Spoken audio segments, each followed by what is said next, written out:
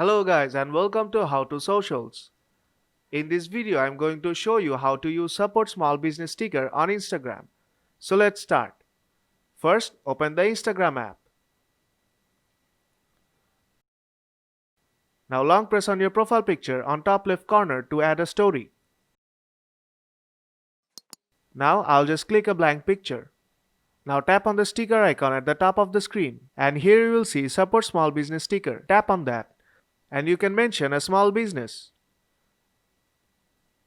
I'll just mention my own business right here.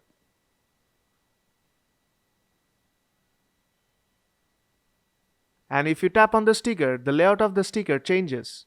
You can resize and reposition it as you like.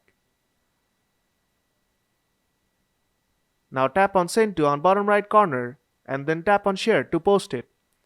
So if this video helped you out, then don't forget to leave a like and see you in the next tutorial.